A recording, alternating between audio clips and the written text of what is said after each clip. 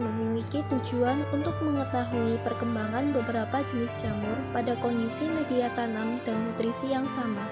Bahan-bahan yang digunakan yakni serbuk gergaji kayu sengon, dedak padi, daun pisang kepok, bibit jamur shiitake, bibit jamur lingzi, bibit jamur milky, dan bibit jamur tiram hitam, gliserol sebagai osmolit, kapur, dan air. Prosedur yang pertama adalah menyiapkan bahan yang dibutuhkan yakni serbuk gergaji kayu sengon dan dedak padi yang sudah halus.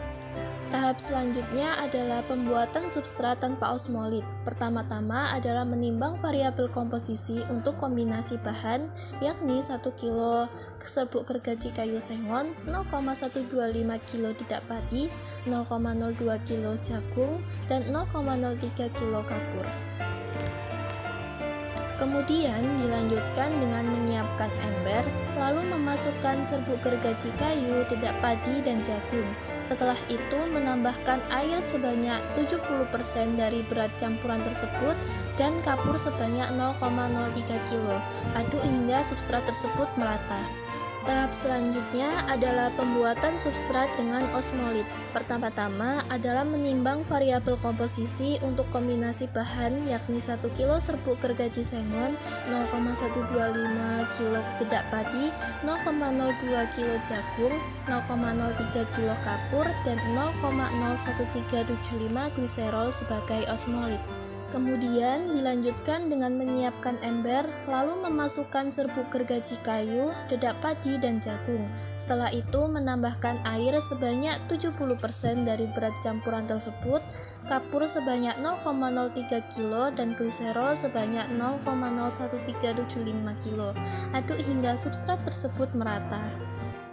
Variabel yang digunakan pada praktikum inokulasi jamur adalah tiap kelas membuat 4 backlog dengan 2 substrat osmolit dan 2 substrat tanpa osmolit. Untuk pembuatan satu ember kecil seperti dalam video bisa digunakan untuk membuat 2 backlog sekaligus.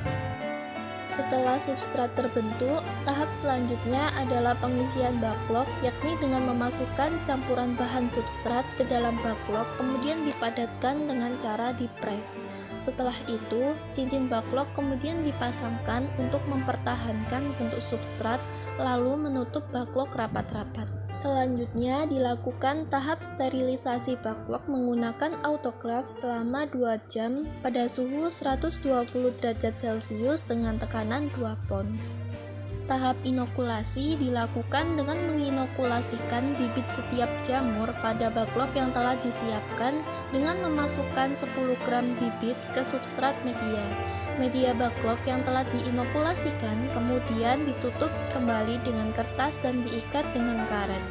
Pada proses inokulasi terdapat tahap inkubasi di mana dipertahankan dalam kondisi gelap dengan suhu sekitar 25 derajat Celcius dan kelembapan 60-80% hingga miselium tumbuh sepenuhnya. Pada tahap pertumbuhan, kondisi kumbung dijaga pada suhu 28 derajat Celcius dan kelembapan 80-95% serta ventilasi yang cukup. Jamur dapat dipanen ketika tudungnya mulai membuka dan dapat dicabut batang jamurnya dari backlog.